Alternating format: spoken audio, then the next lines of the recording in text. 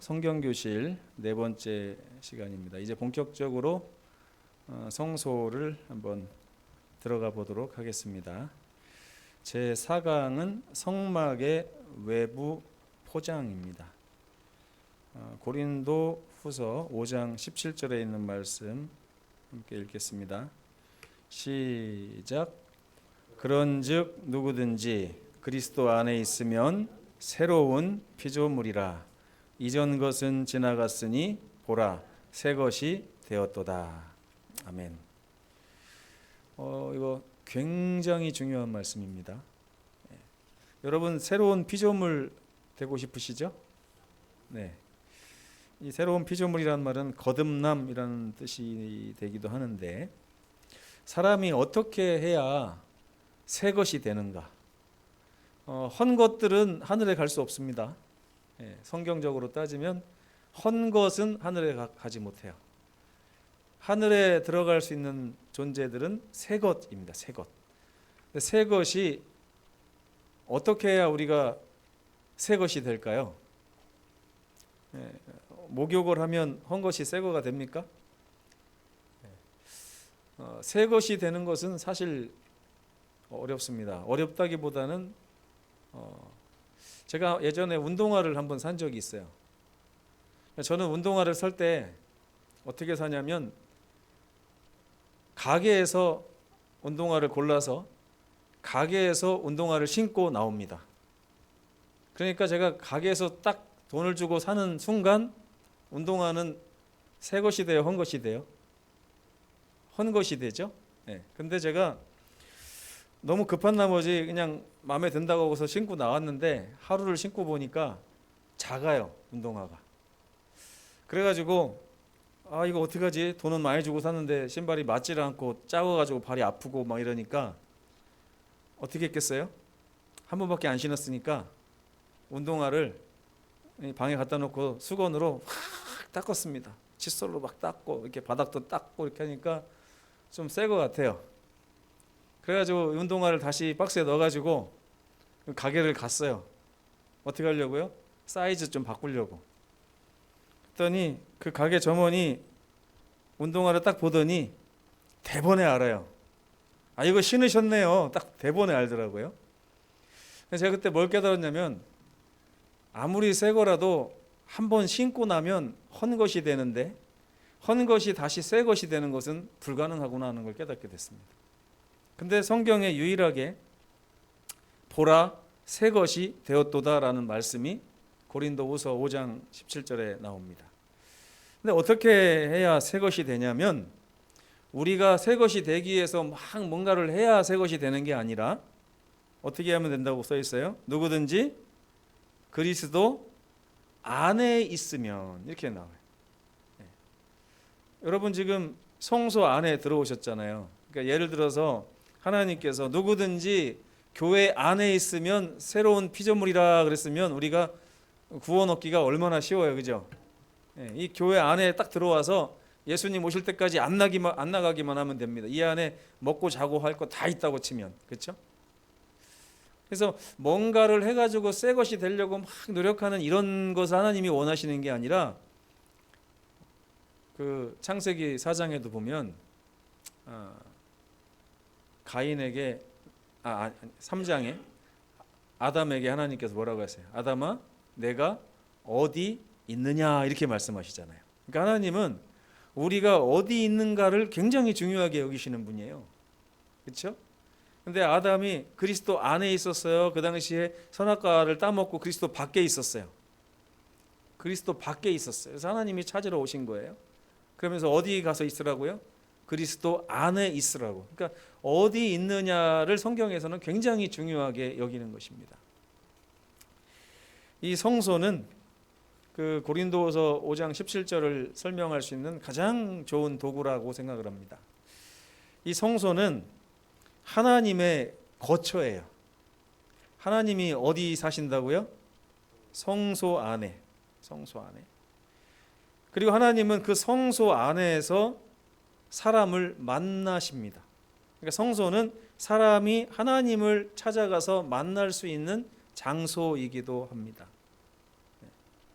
물론 하나님이 여러분의 집에도 방문하시지만 하나님이 가장 좋아하시는 만남은 우리가 하나님의 집에 가서 하나님을 만나는 것을 하나님은 제일 좋아하십니다. 그러니까 안식일 되면 집에 계시지 마시고 이제 하나님의 집으로 이렇게 오십시오. 그리고 이 성소는 사람이 죽을 수밖에 없는 사람이 어떻게 구원을 받는가 하는 것을 알려주는 곳입니다. 그리고 이 성소를 예표하는 것은 성소가 예표하는 것은 바로 그리스도이십니다. 아까 고린도후서 5장 17절에 그리스도 안에 있으면을 다른 말로 바꾸면 어떻게 될까요? 그러면 누구든지 성소 안에 있으면 새로운 피조물이라 이렇게 되는 거예요. 이해가 되십니까? 성소 안에 있으면 새로운 피조물이라. 저는 거듭남이 굉장히 어려운 줄 알았더니 이 성소를 연구하면 연구할수록 거듭남은 굉장히 쉬운 거였다는 생각이 듭니다. 하나님께서 이 중요한 성소를 모세에게 아주 치밀한 설계와 세부적인 지침까지 다 내려주시면서 보여주셨어요.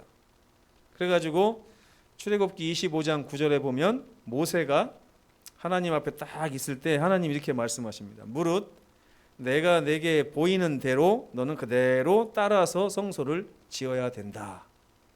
그러니까 모세는 짓기만 한 거지 그 설계며 지침 이런 거는 전부 다 하나님이 만드신 거라는 얘기입니다. 그 광야의 성소가 이렇게 생기게 됐는데 광야의 성소는 성막이라고 합니다. 천막이기 때문에 성막이라고 불러요. 근데 이 성막을 완성하는데 얼마나 걸렸냐면 약 9개월이 걸렸어요. 뭐 정확한 시기는 모르지만 이스라엘 백성들이 출애굽을 하기 전날 한 10일 전에 하나님께서 출애굽기 12장 2절에 보면 모세에게 명령을 합니다. 너희가 바로 지금 이 달을 매해의 첫 달로 삼아야 된다. 이제부터는. 여러분 지금 몇 월 달입니까?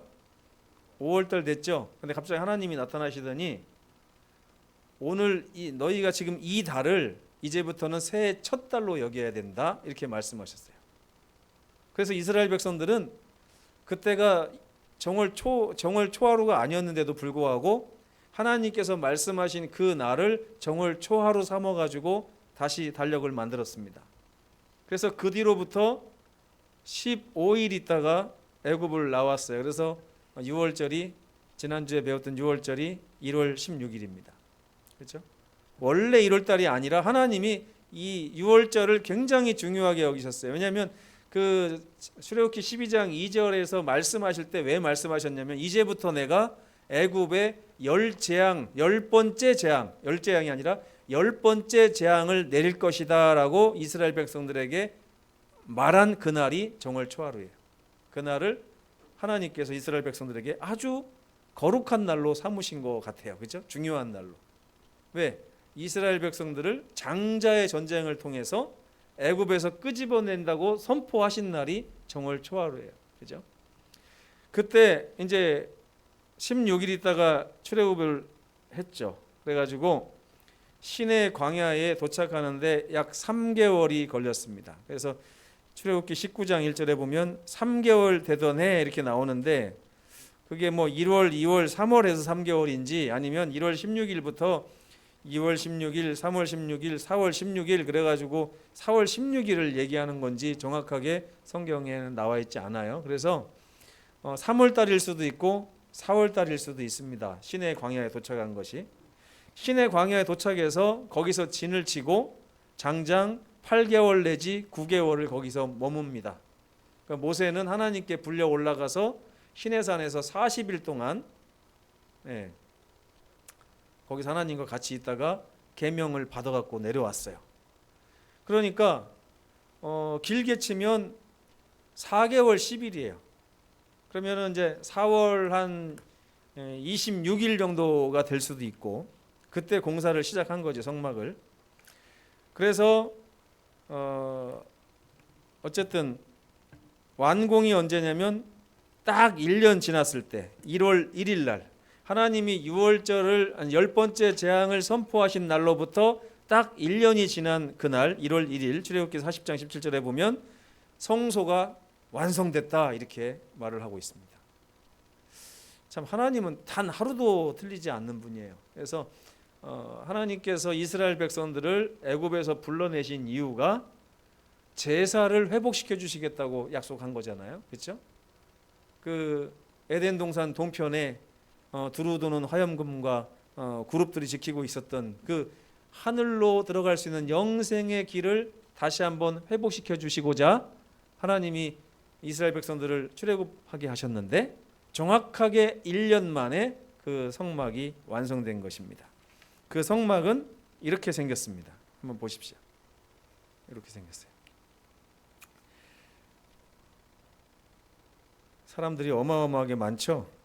우리도 장막회 가면 예전에 막 텐트 치고 이렇게 했었는데 이게 동서남북으로 세 지파씩의 12지파가 바깥으로 있고 가운데는 레위 지파가 있고 레위 지파도 네 족속으로 나눠져 가지고 뭐 고앗 자손은 어쪽, 무라리 족속은 어쪽 이렇게 해 가지고 다 나눠져 있습니다.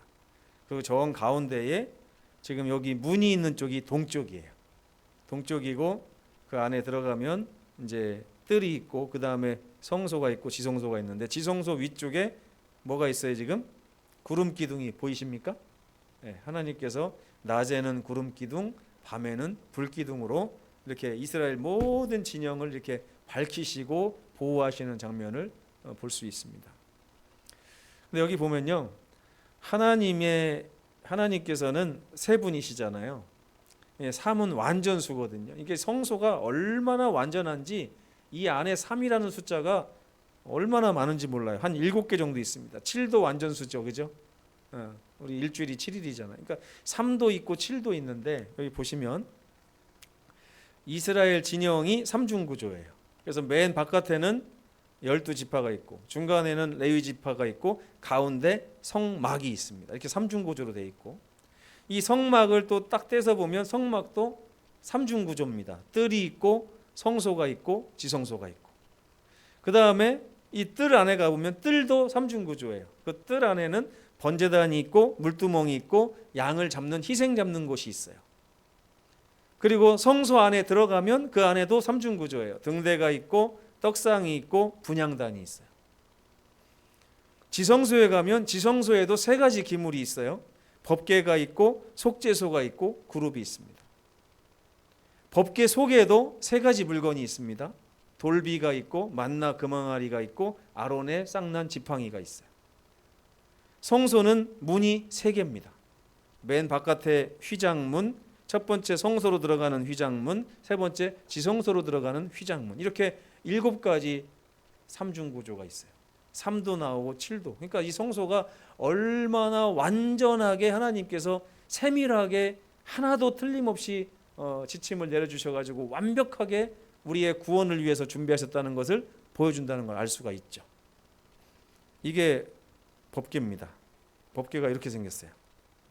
보시면 이렇게 가로 한 150cm 이 정도 되는데 그 안에 만나 항아리, 십계명 돌판, 그 다음에 아론의 쌍난 지팡이 이렇게 들어가 있고요. 이 뚜껑을 속죄소라고 그래요. 속죄소. 뚜껑이라고 하지 않고 덮개라고 하기도 하는데 속죄소라고 합니다. 소는 무슨 소자예요? 장소할 때 소자잖아요. 그러니까 이 뚜껑을 그냥 뚜껑이라는 게 아니라 속죄할 수 있는 장소 이렇게 부르는 거예요. 이스라엘 백성들이. 그러니까 저거는 뚜껑이라고요? 장소라고요? 장소예요. 너무 좁죠? 이게 한 평도 안 돼요. 따지자면 1.5m 해가지고 요 단상보다 조금 큰 그 정도, 요 정도 면적을 하나님께서 속죄할 수 있는 장소 이렇게. 장소가 넓어요, 적어요? 여기가 되게 좁죠. 근데 이 안에 이스라엘 백성들을 200만 명이나 되는 사람들 모든 죄가 어디서 속해지냐면 여기서 속해지는 거예요. 그래서 그 많은 사람들의 죄가 다 속해지는 장소. 근데 거기를 하나님이 거룩하게 만드셔가지고 하나님의 영광 쉐키나가 그 안에 이렇게 늘 빛나고 있었습니다. 그리고 쉐키나를 감싸고 있는 이 그룹 천사의 모습이 이렇게 속죄소하고 딱 붙어 있어요. 완전히 뭐 따로 갖다 올려놓은 게 아니라 그냥 아예 금덩어리 하나로 딱 만들어지게 돼 있어요. 이게 바로 지성소에 있는 것입니다. 성막의 크기를 한번 살펴보면 이렇게 돼 있어요. 성막은 이렇게 돼 있는데요. 가로가 100규빗, 세로가 50규빗. 1규빗이 한 50cm 정도 되거든요. 그러면 가로는 50m, 세로는 50m, 아니 25m. 이것이 약 378.5평입니다. 이게 378.5평. 나중에 저는 은퇴하고 땅을 사면 378.5평을 살려고 그래요. 이번에 제가 말씀 공부하다가 378.5평을 사면 정말 의미가 있겠다 싶은 생각이 들었습니다. 그리고 그 안에 뜰이 있고 성소가 있고 지성소가 있는 것이죠. 그래서 이 성소는 가로가 30규빗이에요. 30규빗이면 15m, 세로가 10규빗, 그러면 5m, 15m, 5m, 22.7평. 나중에 집을 지면 22.7평을 질 생각입니다. 재밌죠? 꼭 성소랑 똑같이 한번 해보면 어떤가 이 생각이 들었습니다. 요게 이제 좀 그림으로 보면 이렇게 생겼어요. 예, 좀 보세요. 멋있습니까, 여러분? 예. 뭐가 가장 멋있습니까, 이 중에서? 예, 오늘 얘기하려고 하는 성막의 외부 포장이라는 게 뭘까요? 성막의 외부 포장. 이 하얀색 테두리를 말하는 거예요. 오늘은 요 안에 거 배우는 게 아니라 하얀색 테두리, 담이에요, 담. 이 성막의 담을 얘기하는 거예요. 이 담을 외부 포장이라고 하는데 왜 흰색이냐면 흰색 세마포로 만들었습니다. 세마포 하면 뭘까요? 배죠, 배. 이렇게 삼배 같은 이런 건데 흰색 세마포거든요. 규격이 이제 출애굽기 27장에 보면 나오는데 길이가 300규빗이에요. 왜 그러냐면 아까 성막의 크기랑 똑같죠, 그죠? 뺑 둘러가지고 여기 300규빗인데 남북으로 이 100규빗. 그러니까 남쪽하고 북쪽은 각각 50m씩. 그리고 동쪽하고 서쪽은 25m씩 하니까 뺑 둘르면 한 바퀴가 이제 150m가 되는 거죠. 이 150m 높이는 2.5m. 그러니까 2.5m를 사람이 넘어갈 수 있어요? 넘어갈 수는 없어요. 그러니까 그 안에 들어가려면 방법이 딱 하나 있는데 문을 통해서만 들어갈 수 있습니다. 근데 왜 이 성막의 테두리를 하얀색 세마포로 하나님께서 만드셨을까요? 이 지구상에 있는 것 중에 이 순결함을 가장 잘 나타낼 수 있는 게 흰색인 것 같고 가장 깨끗한 게 세마포였던 것 같아요. 그래서 이것은 의로운 생애를 얘기합니다. 하나님이 우리를 위해서 준비해 주신 의의 두루마기를 얘기하는 거예요. 그래서 계시록 19장 8절에 보면 이런 말씀이 있습니다. 그에게 빛나고 깨끗한 세마포 옷을 입도록 허락하셨으니. 우리에게 무슨 옷을 입도록 허락하셨다고요? 빛나고 깨끗한 세마포 옷을 입도록 하나님이 허락을 하셨다는 것입니다. 이 세마포 옷은 성도들의 옳은 행실이다 이렇게 말을 했어요. 근데 이 옳은 행실이라고 하는 옷을 우리가 알아서 주워 입으라고요? 아니면 하나님이 주신 옷을 입으라고요? 하나님이 주신 옷을 입으라는 거예요. 그래서 이 세마포 옷은 하나님이 준비하신 옷입니다. 그래서 이 옷을 입기만 하면 돼요. 그러니까 아까 고린도후서 5장 17절에 누구든지 그리스도 예수 안에 있으면 이란 말은 다른 말로 하면 하나님이 주신 의의 세마포 옷을 입으면 이런 뜻이에요. 똑같은 말입니다.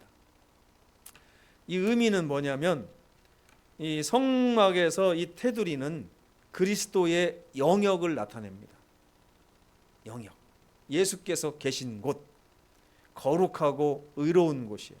누구든지 그 안으로 들어가기만 하면 그 사람이 아무리 더럽고 추악한 죄인이라 할지라도 하나님께서는 새 것이라고 말씀해 주신다는 것입니다. 네. 되게 신기하죠? 간단해요. 더러운 사람이 어린 양이신 예수님을 제물로 가지고 문이신 예수님을 통과해서 예수님의 영역 안으로 딱 들어가기만 하면 새로운 피조물이다. 새 것이다라고 하나님이 말씀해 주신다는 거예요. 그리고 그 영역을 하나님이 세마포로 딱 둘러싸셨어요. 의로운 생애, 우리가 결코 만들어낼 수 없는 의로운 생애. 이번 주 내내 죄 한 번도 짓지 않은 분 계십니까? 여러분 이 안에서? 있어요 없어요? 무슨 죄를 이렇게 많이 지셨길래 얼굴이 다 땅으로 가십니까? 우리 주한이 주호도 죄를 졌나요? 엄마가 봤으면 알 건데 어때요? 예? 그런데 사람이 절대 만들어낼 수 없는 의의 세마포 두루마기를 하나님께서 딱 쳐놓으신 다음에 누구든지 이 안에 들어오면 새 것이고 거룩한 피조물이고 거듭난 자다 이렇게 말씀하신다는 거예요. 근데 이것을요 세워놓을 때 세마포 천이 세워놓으면 담이 됩니까? 안 되잖아요. 그래서 기둥을 세우게 돼 있어요. 기둥이 총 60개인데 북쪽에 20개, 남쪽에 20개, 이쪽에 10개, 이쪽에 10개 이렇게 하고 사방 60개입니다. 그래서 모퉁이에는 2개씩 이렇게 합쳐놨어요. 기둥을 2개씩 합쳐놨어요. 저는 모퉁이에도 1개인데 어떻게 60개, 10개가 되지 이렇게 계산했는데 계산이 잘 안 돼. 보니까 그림에 딱 나오는데 모퉁이에는 2개 기둥을 합쳐놨더라고요. 이렇게. 그래가지고 이 재료가 뭐냐면 조각목으로 만들었대요. 조각목이 뭔지 아세요, 여러분? 어떤 나무를 생각하면 되는지 아세요? 아카시아 나무. 아카시아 나무 아시죠? 그 나무가 좋아요, 안 좋아요? 네? 아카시아 나무 잘 씁니까? 못 씁니까? 가구 만들어요? 네, 천하의 못 쓸 나무가 아카시아 나무죠. 저도 어렸을 때 나다나 들고서 산에 가서 막 배다가 뭐 칼도 깎고 다 했는데 아카시아 나무는 건드려 본 적이 없습니다. 가시도 있고 나무를 뭐 이렇게 깎아서 해보려고 그러면 찔겨가지고 잘 되지도 않고 똑똑 부러지고 막 그래요. 단단하기는 하더라고요. 너무 단단하니까 휘어지는 게 아니라 부러진다니까요. 근데 하나님께서 이 기둥을 받치는 그 세마포천을 받치는 기둥을 조각목으로 만들으라고 했어요. 조각목으로. 그리고 받침하고 말뚝은 구리로 만들고 그 다음에 맨 위에 고리는 은으로 기둥머리 싸개 갈고리 가름대 같은 것은 은으로 만들으라고 그랬습니다. 이게 뭘 상징하냐면 선지자왕 410페이지에 보면 은은 순종을 상징한대. 순종.